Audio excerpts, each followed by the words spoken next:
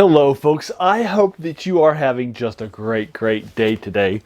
Today we're going to be taking another look at George MacDonald's collection by the Penguin, Classics, The Complete Fairy Tales, which we've been taking kind of a deep dive into over the last little bit. Today we're going to be taking a look at the 40-page short story, The Light Princess, which I finished last night.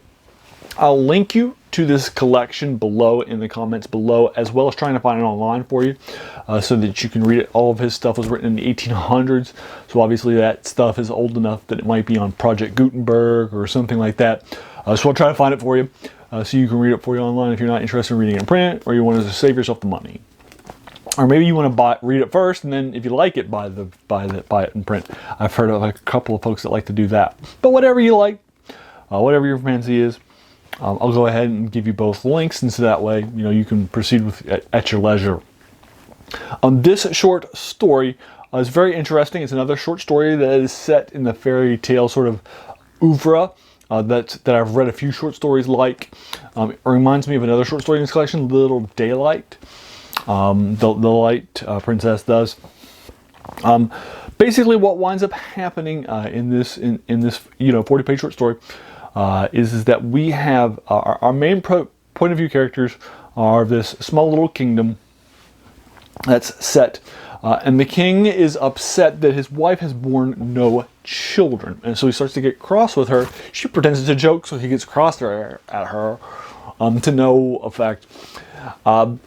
They wind up having a child, a daughter that they name, and so that daughter is going to become the key sort of a protagonist of the short story. On her christening day, he will have forgotten to have invited his sister because she was disowned by the family because she was a witch.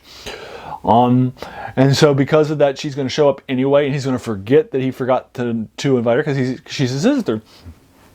And so he'll show around and that sort of thing. She will curse the child, and her curse to it, I figured from the title, The Light Princess, and when she started talking about the curses from this witch, I thought that this was going to be, she's going to turn bright as opposed to like the opposite of darkness. But instead, she turns light, as in she doesn't weigh anything. In fact, gravity will have no impact on her, and she'll fly up in the air, float up into the air to the top of a ceiling and that sort of a thing. It's sort of an anti-gravity curse, if you will. And I thought that was a clever little idea by George MacDonald. It certainly plays interestingly. In addition to being light-hearted, light physically, she's also light-hearted personally. She doesn't care about a whole lot. She's constantly laughing, right? And that sort of things are sort of happening. So what winds up happening is we'll follow her life as a child, and then as a young adult. We'll follow along with her family. Her family will become more and more concerned, and we'll learn more and more about what's been happening and what the possible issues are, what the possible solutions are to this issue as the journey continues over the course of this 40-page short story. Now, I do want to let you know that there are a couple of Chinese metaphysicians in here that are very caricatured, which would not be uncommon for a mid-1800s piece.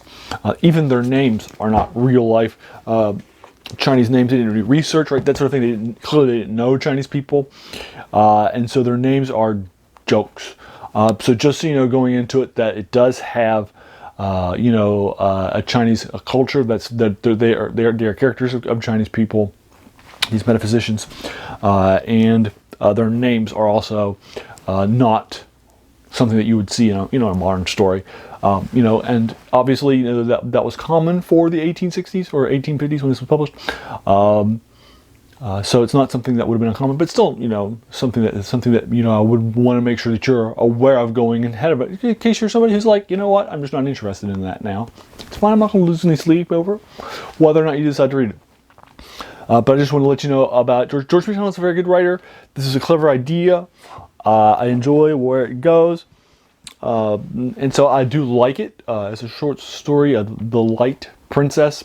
Again, I'll try to find it for you online. I'm giving it more of a 7.2, 7.3 out of 10, so I'm going to round it down to 7. So I'm overall giving it a 7 out of 10. It does feel a little more in the sort of line of the other fairy stories that he's written, and I think some of them, like I think Little Daylight was better, that it reminded me of, and I've already reviewed for you. But I do like it. I think it's worth your time as somebody who's interested in taking a deep dive into these influential, fantasy stories in the early eras. This sort of pre-Tolkienian fantasy. What did they look like? And George MacDonald was a big player in that era. So you can take a look at that. So if that's what you're interested in taking a deep dive into, then you're going to really enjoy this short story for it. The Light Princess. So there you go. I'll go ahead and leave you to it. Have you read The Light Princess? If so, what did you think of it? Did you agree or disagree with my take? I would be more than happy to engage you with it further in the comments below. If you like this video, hey, why not hit that subscribe button? Because there's going to be a lot more of these to follow in fantasy, like this one, science fiction, and horror. And then finally, hey, I want to thank you so much for taking some time out of your day and investing it and watching my video. We all have so many things that are happening in our lives, right? And we're pulled in so many different directions. So the fact that you spent this time with me is incredibly humbling, and I appreciate it. So thanks again, and have a great day.